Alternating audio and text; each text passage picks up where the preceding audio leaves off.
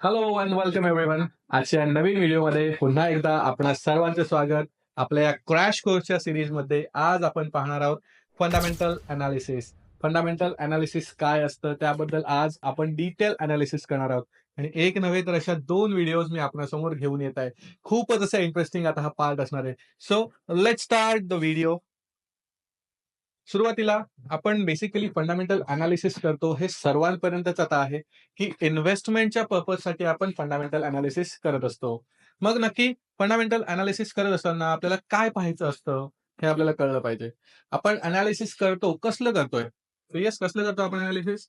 एका कंपनीचं, राइट? कंपनीचं आपण त्या ठिकाणी अनालिसिस करतो. मग हे अनालिसिस करताना त्यामध्ये काय केलं पाहिजे?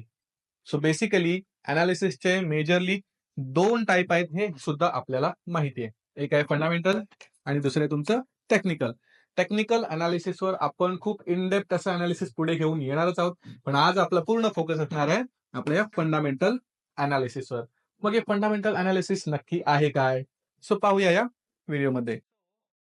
फंडामेंटल अनालिसिस बेसिकली फंडामेंटल अनालिसिसमध्ये आपण काय करतो तर कंपनीचं अनालिसिस करतो. कंपनीचं बेसिक अनालिसिस, कंपनीच्या स्टेटमेंटचं अनालिसिस, कंपनीच्या रेशिओजचं अनालिसिस, हे सगळं काय असतं हे स्टेप बाय स्टेप आपण सगळ्या गोष्टी त्यामध्ये पाहणार आहोत. सो बेसिक अनालिसिस म्हणजे नक्की काय? तर कंपनी नक्की काय करते ह्यापासून आपण सुरुवात करतो. एखादी कंपनी आपण घेतली, त्या कंपनीमध्ये समजा फॉर एक्झाम्पल आपण एक कंपनी घेऊया, टाटा मोटर्स. टाटा मोटर्स काय करते? प्रत्येकाला माहिती आहे Tata Motors car manufacturing assembling करते, राईट? मग ती कार मॅन्युफॅक्चरिंग करते हे आपल्याला माहिती आहे, हे माहिती असलं पाहिजे. त्यानंतर मग आपण काय करणार? त्या कंपनी सोबत त्याचे कॉम्पिटिटर्स कोण आहेत? त्या कंपनीमध्ये प्रमोटर्स कोण आहेत? Promoter means what? त्या कंपनीचे ओनर्स, राईट? म्हणजेच कंपनीचे ओनर्स कोण आहेत? कंपनीचे कॉम्पिटिटर्स कोण आहेत? आता टाटा मोटर्स बाबतीत जर आपण पाहिलं, तर टाटा मोटर्ससाठी कॉम्पिटिशन कोणाची आहे? तर आपल्या इंडियामध्येच महिंद्रा.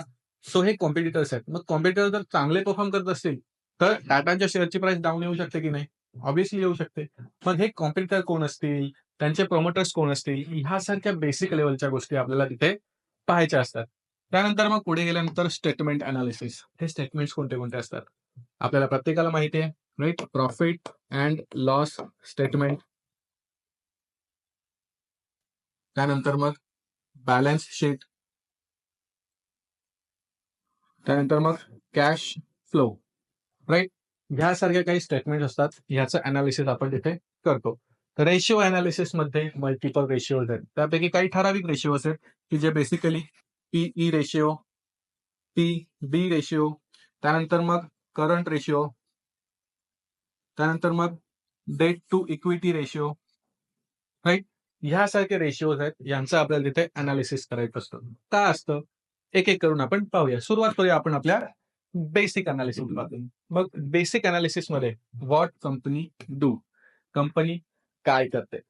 है ना? टाटांचं आपण एक्झाम्पल घेतलं. तसंच आपण जर पाहिलं तर दुसरं एक एक्झाम्पल घेऊया. आता इथे एक शब्द तुम्ही पाहिला असेल, मोनोपॉली. हे मोनोपॉली म्हणजे काय? तर एकाधिकारशाही. एकच कंपनीचा रूल आहे इनडायरेक्टली असं आपण म्हणूया, राइट? मग आपण जर पाहिलं आय-आर-सी-टी-सी, कंपनीचं नाव आय-आर-सी-टी-सी. कोणता सेगमेंट आहे? कोणत्या सेगमेंटमध्ये काम करते? तर इंडियन रेल्वेजमध्ये केटरिंग सर्व्हिसेस, ह्या सर्व्हिसेस प्रोव्हाईड करण्याचं, तिकीटिंग, केटरिंग यासारख्या सर्व्हिसेस प्रोव्हाईड करण्याचं काम करते. त्या कंपनीची कंप्लीट मोनोपॉली आहे. मग विचार करा, त्या ठिकाणी आपला कॉम्पिटिटरच कोणच नाहीये, तर त्या शेअरची प्राइस वाढणार की कमी होणार? ऑब्व्हियसली वाढण्याचे चान्सेस खूप जास्त आहेत. जेव्हा त्यांना कोणी कॉम्पिटिटर येणार, त्यावेळेस त्या ठिकाणी त्या शेअरची प्राइस पडण्याचे चान्सेस होऊ शकतात. म्हणजेच काय? मोनोपॉली क्रिएट करणारे जे स्टॉक्स आहेत. आता मोनोपॉली म्हणजेच काय? फक्त एकच स्टॉक असला पाहिजे असं आहे का? नाही. तर समजा मल्टिपल असे स्टॉक्स आहेत. चला एक अजून एक्झाम्पल घेऊया. टाटांनी ज्या ईव्ही कार्स लॉन्च केल्यात, त्यालाच कॉम्पिटिशन म्हणून इथे महिंद्राने काही ईव्ही कार्स लॉन्च केल्यात. मग त्यामध्ये खूप साऱ्या चांगल्या अशा कार्स ज्या आहेत, त्या महिंद्राकडून लॉन्च केल्या गेल्यात. त्यामुळे टाटांचा जो शेअर आहे, टाटांचा जो मार्केट शेअर आहे, तो कुठेतरी कमी होताना आपल्याला दिसतोय. म्हणजेच चांगली अशी कॉम्पिटिशन तिकडे आपल्याला पाहायला मिळते. मग कुठे इन्व्हेस्ट करायचं हे आपल्याला कळलं पाहिजे. त्यानंतर मग फ्युचर ऑफ कंपनी. कंपनीचा फ्युचर प्लॅन काय? जसं की टाटा मोटर्स या अगोदर टाटा ईव्ही सेक्टरमध्ये होते का? नाही. आणि टाटांच्या बाबतीत जर पाहिलं, तर टाटा ग्रुपने कंप्लीटली ईव्ही सेक्टरमध्ये जाण्यासाठी त्या ठिकाणी ग्रीन एनर्जी असेल, त्यानंतर बॅटरीज असतील, या सेक्टरमध्ये सुद्धा ऑलरेडी इन्व्हेस्टमेंट करून ठेवली आहे. त्यामुळे टाटाचा जो फ्युचर आहे, तो खूप ग्रोथ ओरिएंटेड आहे. त्यामुळे येथे फ्युचर ऑफ कंपनी कसं आहे, हे सुद्धा आपल्याला माहिती असलं पाहिजे. म्हणजे बेसिक जे एनालिसिस आपण करतो, त्या बेसिक एनालिसिसमध्ये कंपनी काय करते, कंपनीचं फ्युचर काय आहे, कंपनीकडे मोनोपॉली आहे का? त्यानंतर कंपनीकडे जे कॉम्पिटिटर्स आहेत, ते कॉम्पिटिटर्स त्या लेव्हलचे आहेत का? यासारख्या गोष्टी जर त्यांच्या पॉझिटिव्ह असतील, तर त्या कंपनीमध्ये इन्व्हेस्ट करणं कधीही चांगलं. अशाच पद्धतीने आपण पुढे जाऊन बेसिक एनालिसिस तर केलं. आता त्या कंपनीचं स्टेटमेंट एनालिसिस आपण करूया. सो स्टेटमेंट एनालिसिस करत असताना मेजरली 3 प्रकारच्या स्टेटमेंट्स आपल्याला इथे पाहायचे असतात. पहिलं आहे तुमचं profit and loss statement, balance sheet आणि कॅश फ्लो. या तिन्ही स्टेटमेंटमध्ये नक्की काय आहे? एक-एक करून स्टेटमेंट्स आपण थोडंसं त्याचं पडताळणी करूया. बेसिकली एखादी कंपनी ज्यावेळेस मार्केटमध्ये आहे, तर का मार्केटमध्ये आहे? ऑब्व्हियसली प्रॉफिटसाठी, पैसा कमवण्यासाठी. मग पैसा कमवण्यासाठी मार्केटमध्ये पैसा कसा येणार? तर कंपनी ज्यावेळेस त्यांचे प्रॉडक्ट असतील, हे प्रॉडक्ट ज्यावेळेस सेल करणार, त्यावेळेस त्यांच्याकडे काय जनरेट होणार? तर रेव्हेन्यू, राइट? रेव्हेन्यू. मग रेव्हेन्यू जनरेट झाला. यामधून काय होणार? कंपनी एक्सपेन्स करणार.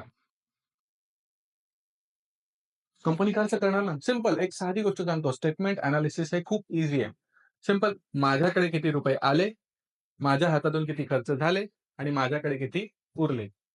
एवढंच आणि एवढंच आहे त्यामध्ये. आता सिंपल आता इथे टेक्निकल टर्म्स येणार काय?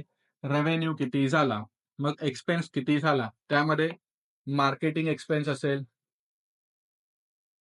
त्यानंतर मग सेल्स असेल, त्यानंतर मग ऑपरेशनल अशा प्रकारचे एक्सपेन्सेस जेव्हा तुम्ही मायनस करणार, त्यानंतर आपल्याकडे होणार gross profit.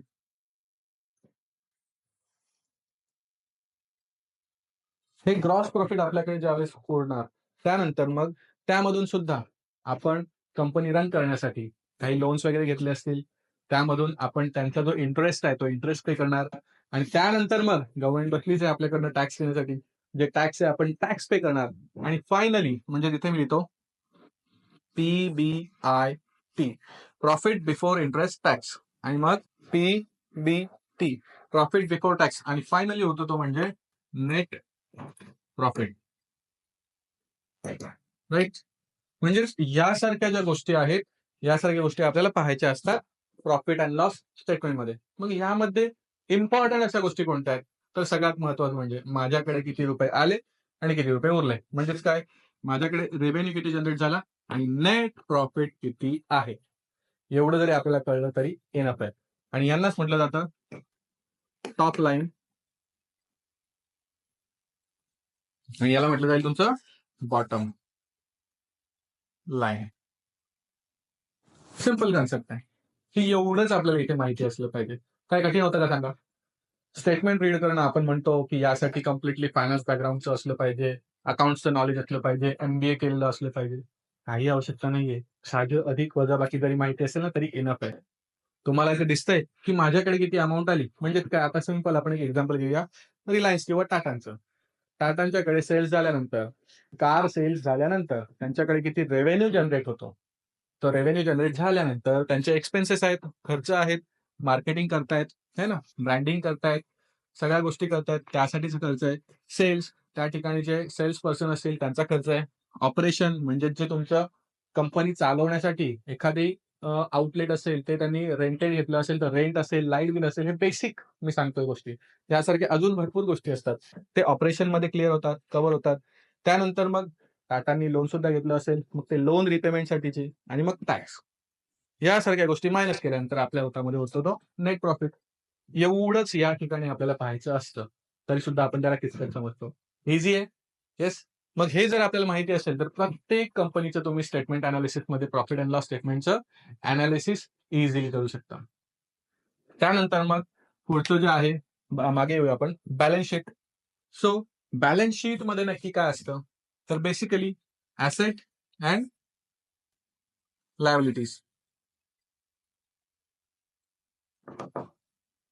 Right? Asset and liabilities. मग या लायबिलिटीज म्हणजेच काय असतील, तर बेसिकली त्या कंपनीवर असलेलं कर्ज किंवा देणं. आणि ॲसेट म्हणजे काय? तर त्यांची जी संपत्ती आहे ती. या दोघांचं बॅलन्स, राइट? मग आता इथे सिंपल मला विचारायचं आहे. आपल्याकडे समजा मी एक कंपनी तर माझ्याकडे ॲसेट जास्त असले पाहिजे की लायबिलिटी? Obviously asset. ॲसेट जास्त असतील तर कंपनी चांगली ग्रो करणार, राइट? सिंपल ह्या 2 कन्सेप्ट इथे आपल्याला माहिती असल्या पाहिजे. आणि त्यानंतर मग कॅश फ्लो. कंपनीकडे जर कॅशच नसेल, म्हणजे काय डे टू डे एक्सपेन्सेस करण्यासाठी जर कंपनीकडे कॅशच नसेल, तर मग त्यामध्ये त्या कंपनीचा परफॉर्मन्स आहे, त्या परफॉर्मन्सवर कुठेतरी मग तिथे तणाव येतो. मग तो जर कॅश फ्लो पॉझिटिव्ह असला पाहिजे की निगेटिव्ह असला पाहिजे, एवढंच आपल्याला कळलं पाहिजे. तर जेवढा पॉझिटिव्ह असेल, तेवढी त्या कंपनीची ग्रोथ चांगली होईल. सिंपल. प्रॉफिट अँड लॉस स्टेटमेंटमध्ये आपण काय पाहिलं? टॉप लाईन आणि बॉटम लाईन. राइट? त्यानंतर cash flow. Cash flow positive असला पाहिजे का? Obviously positive. आता इथे टॉप लाईन सुद्धा तुमचे जर रेव्हेन्यू आहे, तो ग्रोइंग असला पाहिजे की डिक्लाइनिंग? ऑब्व्हियसली तो सुद्धा तुमचा ग्रोइंग असला पाहिजे. बॉटम लाईन म्हणजे प्रॉफिट तुमचा आहे, नेट प्रॉफिट हा ग्रोइंग असला पाहिजे का? ऑब्व्हियसली ग्रोइंग असला पाहिजे. तुमचे जे ॲसेट आहेत, ते ॲसेट ग्रोइंग असले पाहिजे का? ऑब्व्हियसली ग्रोइंग असले पाहिजे. लायबिलिटी हे नेहमी कमी होणारे असले पाहिजे. राइट? यासारख्या गोष्टी तुम्हाला माहिती पडल्या, की झालं तुमचं फंडामेंटल अनालिसिस. बघा किती चेक्स आहेत? 5 इथे चेक्स आहेत. Top line, bottom line, asset, liability आणि कॅश फ्लो. या 5 गोष्टी जर तुम्ही चांगल्या प्रकारे इथे एनालिसिस केल्या, तर तुम्ही इझिली त्या कंपनीमध्ये इन्व्हेस्ट करू शकता आणि खूप चांगल्या पद्धतीने तुम्ही त्या ठिकाणी इन्व्हेस्ट करताय. मी तर असं म्हणेन तुम्हाला, की या ठिकाणी तुम्ही बऱ्यापैकी 90% फंडामेंटल एनालिसिस केलं आहे, असं म्हणू शकतो. आता नेक्स्ट व्हिडिओमध्ये आपण याचं इन डेप्थ एनालिसिस आपण कंपन्यांचं एनालिसिस करणार आहोत, की जे कंप्लीटली काही वेबसाईट्स आहेत, त्या वेबसाईट्सवर जाऊन आपण त्यांच्या स्टेटमेंट्स चेक करणार आहोत. त्यांचा डेटा चेक करणार आहोत. ते आपण नेक्स्ट व्हिडिओमध्ये इन डिटेल पाहणार आहोत. सो स्टेटमेंट एनालिसिस झाल्यानंतर मग पुढे काय आपल्याकडे? येस. नेक्स्ट आहे आपल्याकडे रेशिओ एनालिसिस. मग रेशिओ एनालिसिसमध्ये भरपूर प्रकारचे रेशिओ येतात, पण त्यातले काही ठराविक रेशिओ आपण या ठिकाणी घेतले आहेत. पहिलं आहे तुमचं P ratio, PB ratio, debt to equity ratio, current ratio. ह्या रेशिओजचं एनालिसिस करण्याची गरज का लागते आपल्याला? कारण तुमचे जे स्टेटमेंट एनालिसिस आहे, हे काही लोकांना खूप किचकट वाटतं. काही लोकांना असं वाटतं, की एम-बी-ए केलं तरच मी स्टेटमेंट एनालिसिस करू शकतो. फायनान्सचं नॉलेज घेतलं तरच स्टेटमेंट एनालिसिस करू शकतो. काही कठीण नाहीये. मग ज्यांना असं वाटतं, की कठीण आहे ना, त्यांच्यासाठी रेशिओज आहे. फक्त रेशिओज पहा. पी रेशिओबद्दल सिंपल सांगायचं झालं तर, इन डेप्थ एनालिसिस आपण नंतर करूच करू. पण राइट नाऊ पी रेशिओबद्दल सिंपल गोष्ट सांगायची झाली तर, मला जर ₹1 कमवायचा आहे, तर त्यासाठी मी कंपनीला किती पे करतो? समजा पी रेशिओ तुमचा ₹10 आहे. ₹10 नाही 10 आहे. तर मी ₹1 कमवण्यासाठी किती अमाउंट पे करतो? ₹10. जर पी रेशिओ 30 आहे, तर ₹1 कमवण्यासाठी ₹30. 500 असेल तर ₹1 कमवण्यासाठी ₹500 पे करतो. आता हे मी वरवरूनच सांगितलंय. आता ह्या बेसिक गोष्टीवरून तुम्हाला काय कळतंय? पी रेशिओ कमी असला पाहिजे की जास्त असला पाहिजे? ऑब्व्हियसली कमी असला पाहिजे. म्हणजेच पी रेशिओ जेवढा कमी असणार, तेवढं आपल्यासाठी चांगलं आहे. राइट? पण नक्की तो कमीच असला पाहिजे का? मग त्यासाठी आपल्याला त्याच्या इंडस्ट्रीसोबत एक्स-वाय-झी कंपनी आहे. टाटा मोटर्सचंच एक्झाम्पल घेऊया आपण. मोटर इंडस्ट्रीमधली आहे, व्हेइकल इंडस्ट्रीमधली आहे. मग त्या कंपनीचा पी रेशिओ आपण Mahindra सोबत कंपेअर केला पाहिजे. राइट? तेव्हा कुठे आपण त्यांना पाहू शकतो. मग ते रेशिओज आपल्याला कळले पाहिजे. पी रेशिओ नंतर मग पी-बी रेशिओ. सुरुवातीला पी रेशिओचा आपण लाँग फॉर्म सुद्धा इथे घेतलेला नाहीये. Price to earning ratio. Price to earning ratio, right? त्यानंतर P B ratio, price to book ratio, right? मग बुक व्हॅल्यू काय असते वगैरे, वगैरे हे खूप टेक्निकल होतं. सिंपल मी इथे सांगेन, जर पी-बी रेशिओ 10 आहे, राइट? जर पी-बी रेशिओ 10 आहे, तर जेव्हा कंपनी तुमची बँक्रप्सी किंवा क्लोजिंगच्या वेळेस येते, त्यावेळेस मला किती मिळणार? मग जर पी-बी रेशिओ तुमचा 10 असेल, तर मला इथे त्याच्या 10 टाइम्स लेस मिळणार. 10 पट कमी मिळणार. पी-बी रेशिओ 10 आहे, तर मला इथे मिळणार 1. म्हणजे पी-बी रेशिओ कमी असला पाहिजे की जास्त असला पाहिजे? तर तो सुद्धा आपला इथे कमी असला पाहिजे. राइट? त्यानंतर पुढचं आहे तुमचं डेट टू इक्विटी रेशिओ. आता कंपनी काय करते? कंपनी ज्यावेळेस कंपनी रन करते, त्यावेळेस फंड कुठून-कुठून रिसीव्ह करत असते. मग जो फंड रिसीव्ह करते कंपनी, त्यावेळेस वेगवेगळ्या मीन्समधून करते. एक तर डेट. डेट म्हणजे काय? कर्ज. बँकांकडून घेतलेलं कर्ज असेल, डिबेंचर्स असतील, यासारख्या सेगमेंट्समधून घेतलेलं कर्ज असेल, त्याला आपण म्हणतो डेट. इक्विटीज. इक्विटीज काय? तर तुमची जी ओनरशिप आहे, ती तुम्ही सेल करता. राइट? मग काय बेटर असेल? डेट बेटर असेल की इक्विटी? ऑब्व्हियसली जर इक्विटी आणि डेटचं कंपॅरिझन केलं, जर मी समजा एक कंपनी रन करतोय आणि आपण दोघे पार्टनर आहोत, तर त्या केसमध्ये काय होणार? आपण दोघे काय करणार? प्रॉफिट्समध्ये सुद्धा 50-50 चे पार्टनर्स आहोत आपण असं कन्सिडर करूया. सो त्या ठिकाणी जर आपण ₹1,00,00,000 जनरेट केले, किती? 50,00,000 तुमचे, 50,00,000 माझे. सिंपल. 1,00,00,000चा लॉस झाला. 50,00,000चा लॉस तुमचा, 50,00,000चा लॉस माझा. हे सिंपल आपण इक्विटीजमध्ये पाहतो.